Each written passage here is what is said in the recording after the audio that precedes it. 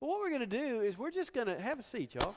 We're just going to interview them and let you get to know what it's like to be a missionary on the foreign field, okay? And to be able to grasp and understand some of the things that they encountered. Then next Sunday, we're going to have my brother-in-law, Lynn's brother, Tommy Yeager. He'll be here, and he's going to interview with us as well, so that you have a chance to learn a little bit about what we're doing. Because what they did and what we're doing, that's all about missions, okay? Thank y'all for participating, being a part of this. The first thing I want you to share with them, if you would, both of you, share with us about how you came to know Jesus, all right?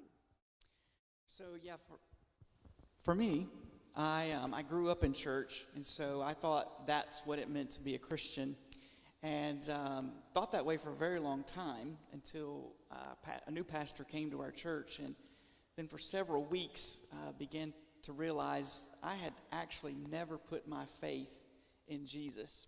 And so one night, I asked Christ to come into my life and save me. Amen. Great. Rachel? Is it on?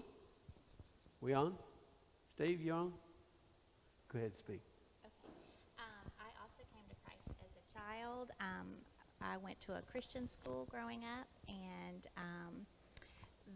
we learned the verse, for all have sinned and come short of the glory of God. And although I'd been to church my whole life, I never really understood that the wrong things that I did in my life separated me from God.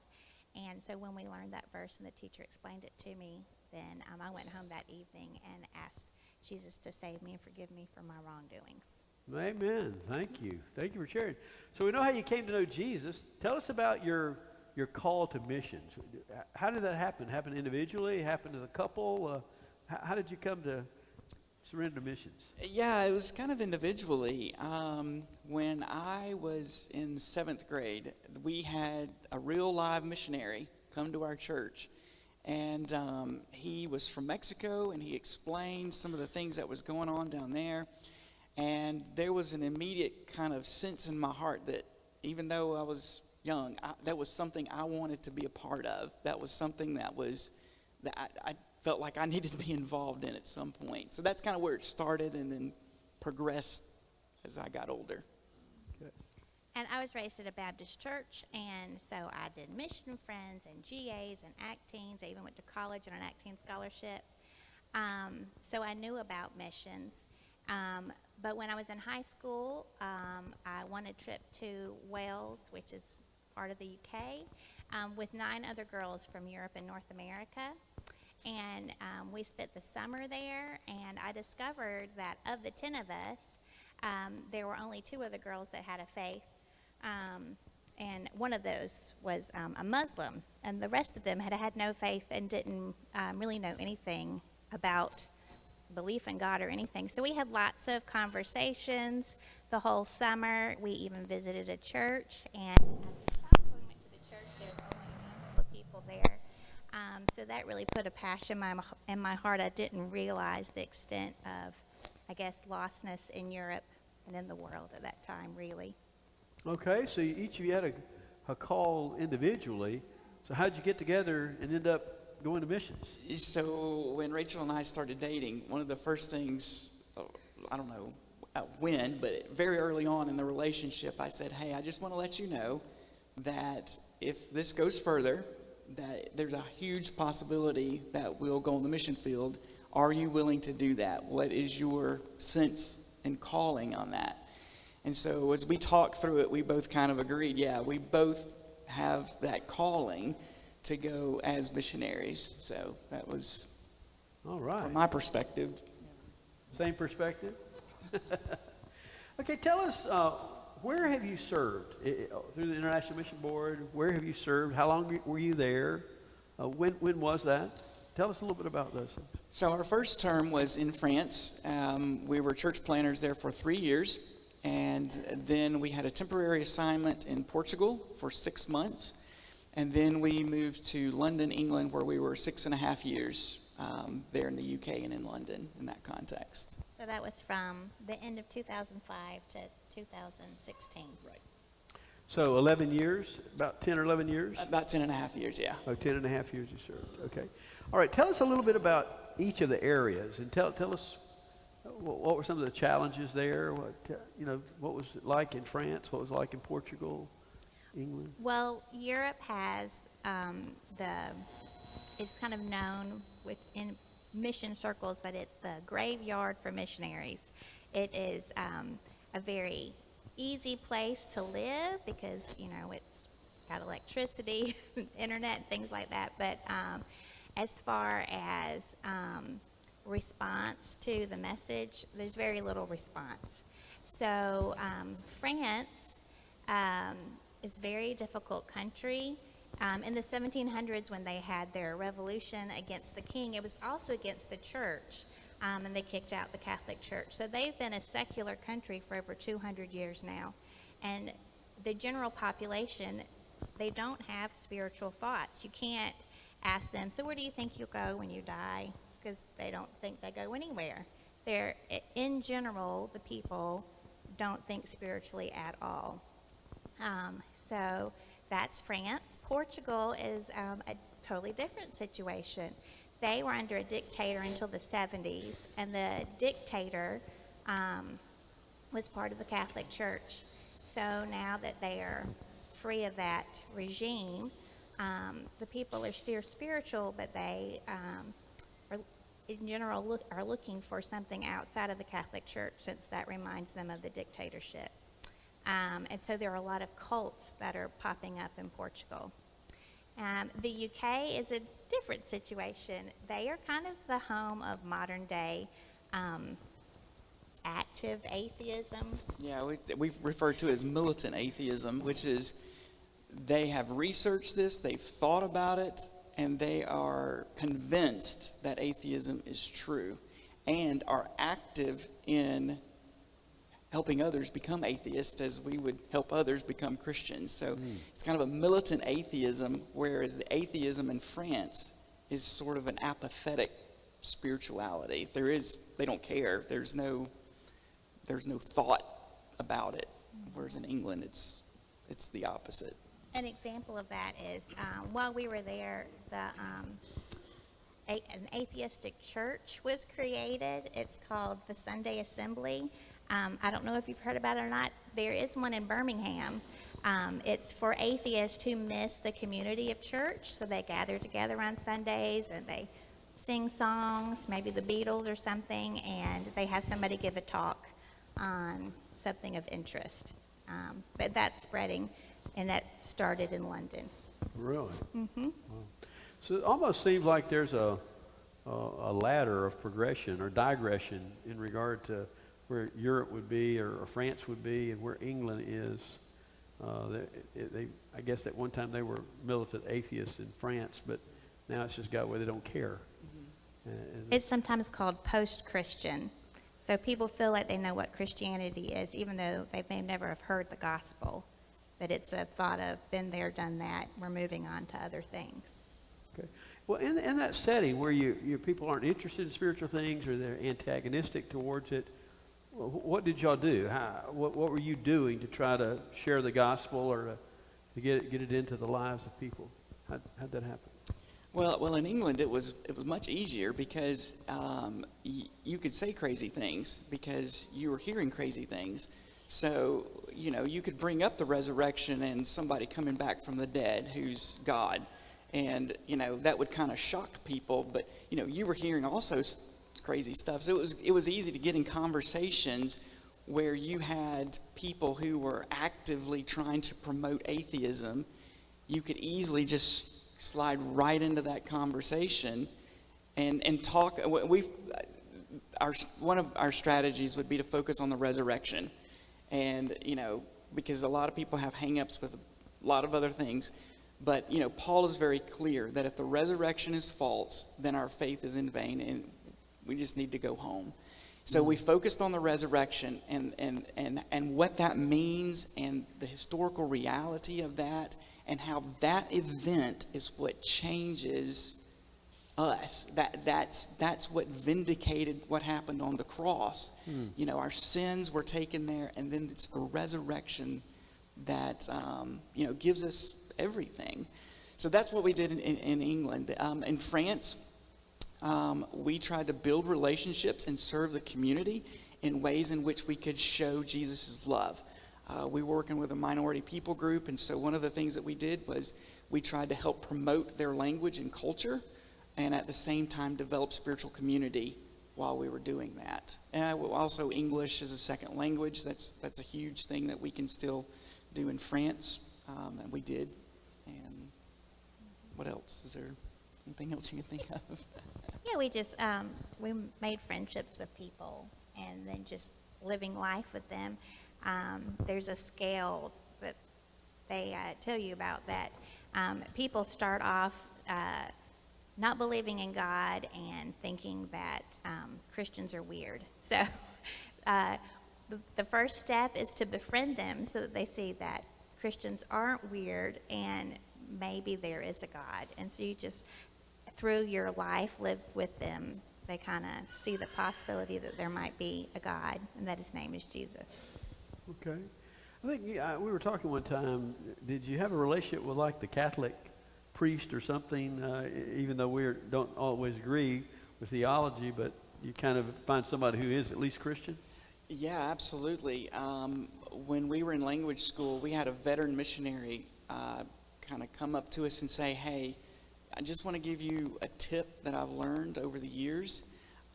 When you go into a community, make sure that you make the first move and make sure that you present yourself as a spiritual person to the spiritual leader in that community.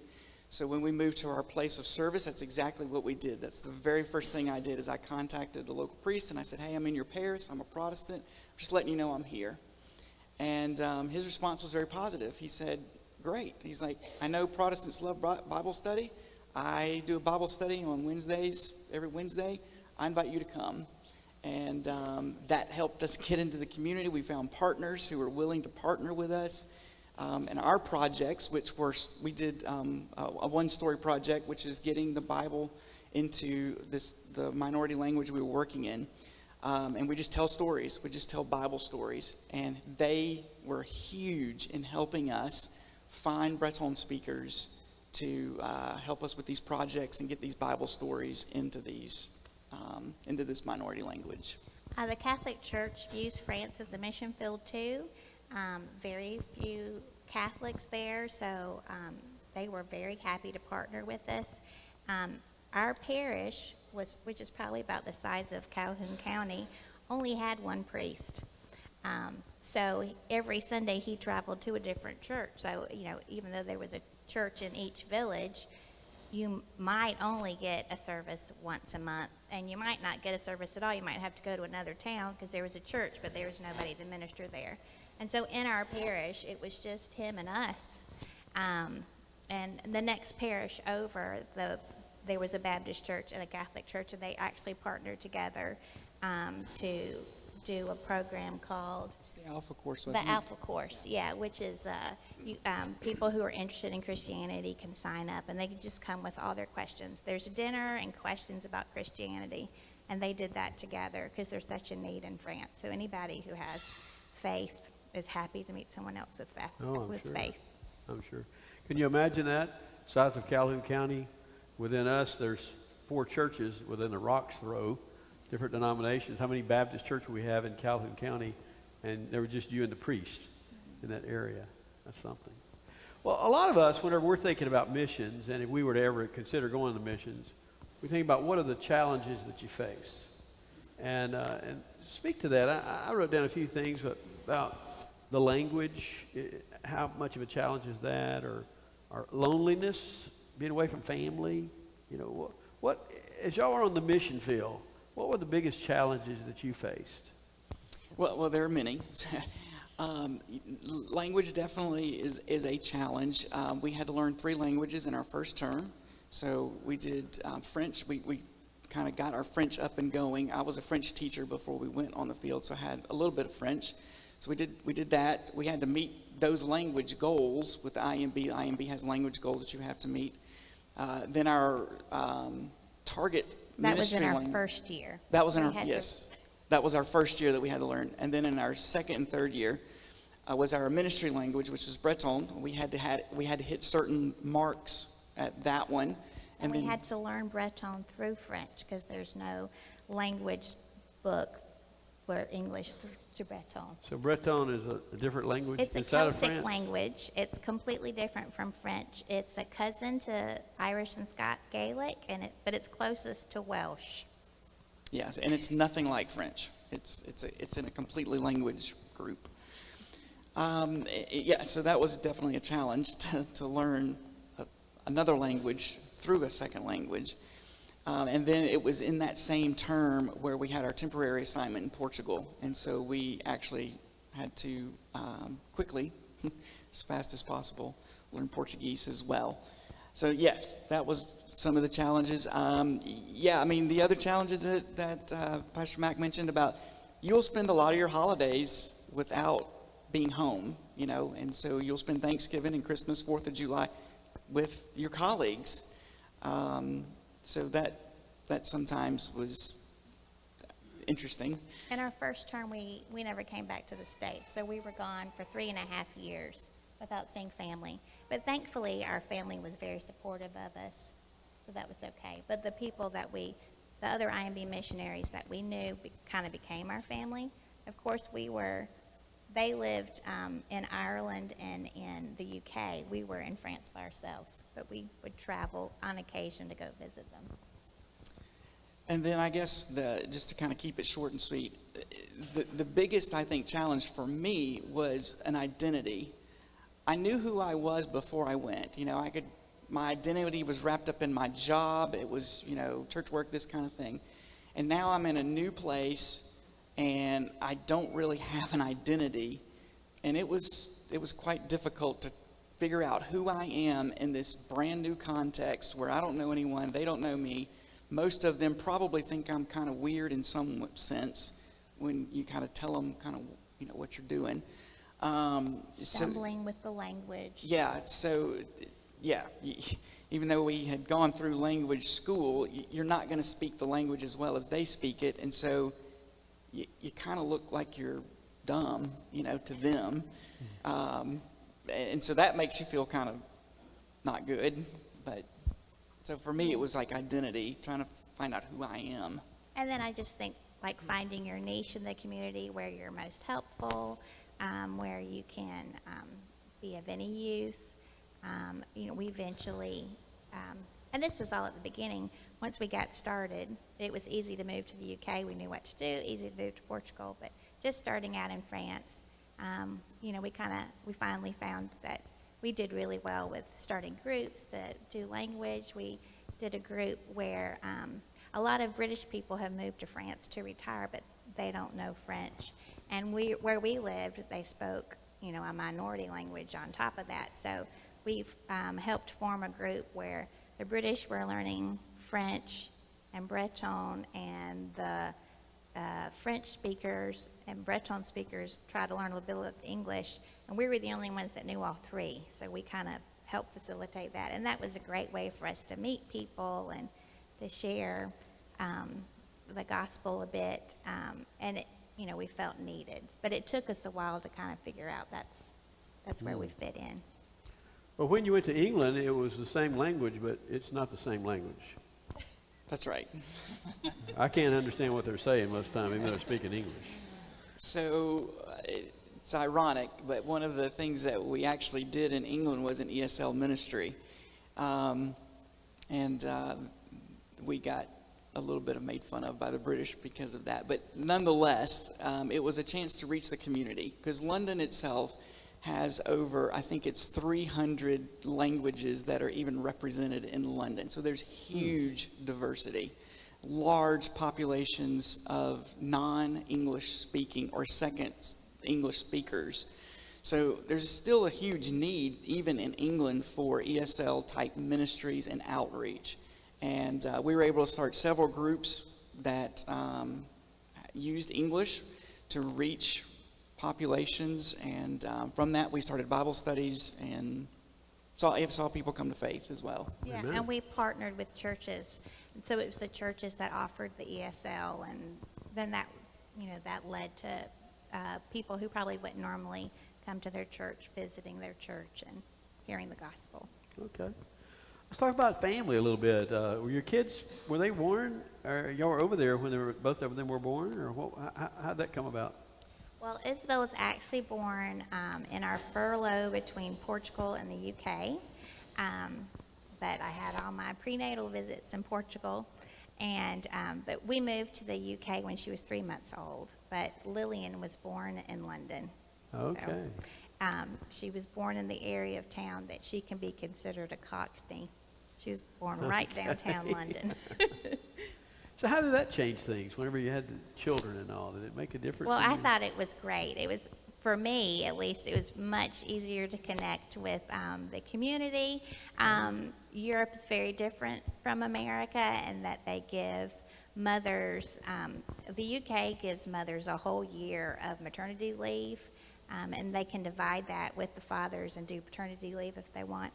And then if they want to continue to stay at home, they, I think their company is required to hold their job for another 2 years, although they're not paid that 2 years. So there's loads of activities for young moms and kids to do. And I met moms from all over the world, and we still, correspond and text and talk to each other because our little girls grew up together. And my main group of friends, it was an Israeli lady, a lady from Poland, and a lady from Ireland. And when we first got together, none of them had faith. It was just me. And now, but we had lots and lots of conversations. My Polish friend, she later experienced a miscarriage, and I was able to share my experience with the same thing with her. And that is what started her back on her path to faith. So now Amen. she attends church and is very active. And my Jewish friend, we've had a lot more conversations about God, and they all attended, they have a baby Thanksgiving, not a dedication at church. So when Lillian was born, they all came to that, and they all heard the gospel. We let our pastor know that, we're bringing friends that have never heard anything. So anyway, that was a great way. Having children was a great way to connect with people. Well, great. Now, most of us aren't familiar, but as much as you would be, but whenever you go out on the mission field, everybody's not Southern Baptist missionaries. They're all different types of missionaries. What is it that's unique about being an international missionary with the Southern Baptist Convention? What are some blessings about that? What makes that unique for you? Yeah, you're right. We had the incredible opportunity with working with a lot of different missionaries from a lot of different agencies in cooperation with the same goal, and that's getting the gospel to people as fast and to as many people as possible. And we would just kind of watch them kind of have a lot of stress about fundraising and coming back to, maybe not even being able to finish out their term because lack of funds. And so it was a blessing for us, a huge blessing, to not have to worry about any of that. Our focus was completely on sharing the gospel, making connections, making friends, and the task at hand. So that was huge. Europe especially is very expensive to live in. So we had partners in the gospel who were trying to go to Ireland, and it took them 4 years to raise support. It took a very long time for them to get on the field, and then they were only able to stay, I think, 2 years. I think 2 years was all they were and then able they to stay. had to, So that was, huge. When you talk about prayer support, it's also a big blessing to have pretty much every Southern Baptist church in the United States praying for you on your birthday, especially. But of course, there's a prayer network that it goes beyond just the people you know. Because if it were just the people we know, maybe it wouldn't be as big of a prayer support. So that's huge as well.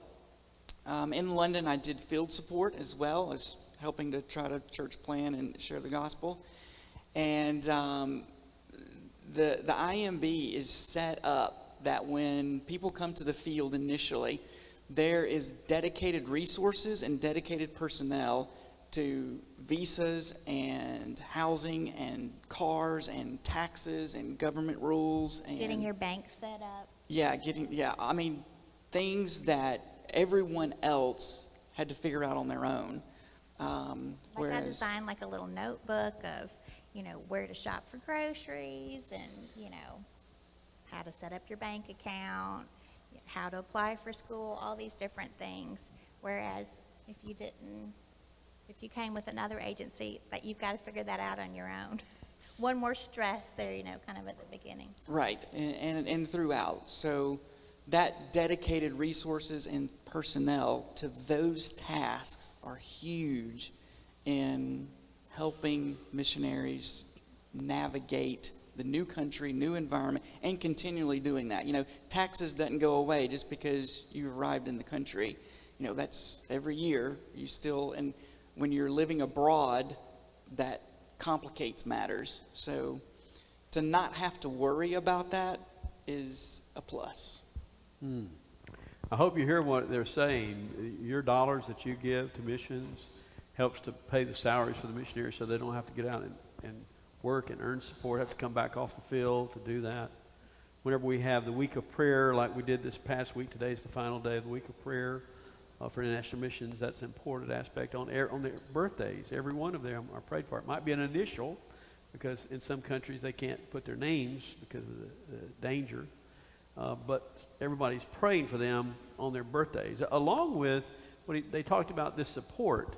If you've ever gone into a new community just in the United States, having to set up all that stuff is difficult. But imagine in a foreign country where you don't know the language as well, you don't know how it's set up. But here's the International Mission Board who goes and sets all that up. So it's a wonderful privilege to be with the International Mission Board versus other organizations. And I want you to know that. And we just want to say thank you, particularly Parker Memorial, for your giving over the years. Your giving has helped support, thousands of missionaries, and even today it is. So thank you for giving over the years. This church is kind of known as a mission-giving church. So thanks. That's right. So you're encouraging them, but I guess you would encourage us to still be praying for missions, supporting missions. Yeah, absolutely. Don't stop. Keep up the efforts and keep moving forward, and don't back down. The task is still ahead of us. It still needs to be completed, and we still, there's still lost people that need saving. So please keep giving and praying, and if God's calling you to go, go. Amen. Well, you gave 10 or 11 years of that, but tell us about what you're doing now that brings you to our community. Well, how's God using you, and how is that even a continuation of your mission effort? Yeah, it's a good question. And so even the day that we left the mission field and the day that we arrived, our calling, our vision, it has never changed. We are still called to that same call that we had when we left and before we left and while we were there and while we're back here. I work a secular job, and it doesn't necessarily lend itself to witnessing and that kind of thing. But outside the job, I can do whatever I want to do. And if somebody asks me something, I'm very, have a lot of freedom to definitely share my faith in those contexts. But previous to moving here, COVID has kind of interrupted a lot of, and moving, it's kind of interrupted a lot of what we had been doing. But we have set up ESL classes again, in which we are reaching out. We've started Bible studies that are very evangelistic and have a clear presentation of the gospel. Previously, we've had folks over for Thanksgiving meals, for Christmas meals, for 4th of July celebrations. And in all of these, we try to have a moment where we just take a moment and talk about our faith and about Jesus and what that means for us and what it can mean for them as well. That's what we've kind of done together, and then we've kind of individually had sort of outreaches. When we lived in Florida, there were a lot of students who the husband was getting a degree, international students. The husband was getting a degree, but the wife was there, but she didn't necessarily know English. When you're an international student, you don't have a work visa, so maybe the wife had a job back in her own country, but here she's just stuck in an apartment all day. So I did community groups with wives of international students, and we practiced English, and we read the Bible every time we met, and had discussions and things like that. And also we lived in a neighborhood where all of my friends, we'd walk every Monday night, and none of them attended church, and I think only one of them had even attended church as a kid. So, just same as what we'd done before. I just shared my life with them. We were good friends. We read books together and all sorts of stuff, and tried to find ways to insert the gospel into our conversations and our friendship. Amen. Now, your actual job here is at Jacksonville State. That's right. Yeah, I'm the assistant director at the International House, so I'm in contact with international students all day, every day. And actually, just to kind of tell you how this works a little bit, so you make connections. You kind of, you don't normally share the gospel in your first encounter, although that could happen. That did happen to me in England. I got to share my faith with a Muslim who was a TV presenter for an Egyptian TV show, and that was incredible. But usually you build relationships, and then you soon get into there. You show yourself as a spiritual person, which leads to spiritual conversations, which then leads to the gospel. And so the other night I had an event to go to with some of these international students, and got to share a little bit about my faith and why I'm a believer to a student who claims to be a Christian but admitted that their belief was waning. So it was nice to kind of encourage that, and just to kind of say, hey, where are you where are you in your walk? And he asked me a bunch of questions, and so it was good to, it was good to have already made that connection, and then be able to, talk about the gospel. And you just kind of do it in a natural way. You talk about that for a little bit, and then you talk about football, and then you talk about something else, and then you go back to the gospel. So that's kind of how we try to do it, is just kind of make it conversational, and not this kind of awkward where you go in and I'm going to tell you about Jesus right now, so sit down and listen to me. And if you haven't, you can do that, but we try to do it in a natural way that, and that's something we learned. That's not something that we grew up knowing, but we had, I'm going to try to keep this short. We had a missionary come visit us from another continent, and we saw his ability to just weave in and out of conversations with the gospel. And we said, we are going to take that and apply it to what we do. And so that's good. That's what we are still doing and try to do in our everyday lives. Wow. We all need to learn how to do that. But just to share with y'all, our church, for those of you who've been here a long time, has a rich heritage with supporting missions. For years, we had a missionary house, which, on furlough they'd come. We had many, many people who came and stayed at the missionary house. And a number of those people, once they retired, they became members here at Parker. We had a number of missionaries. Mr. Bob Stewart, he just recently passed away. He's a longtime missionary and just a faithful servant of the Lord. So we've had many people. So we're thankful the Lord has brought you our way, and that you're a part of our fellowship, and that you can teach us and help us to stay in tune with what's happening on the mission field. Let them know how much we appreciate them sharing with us, all right?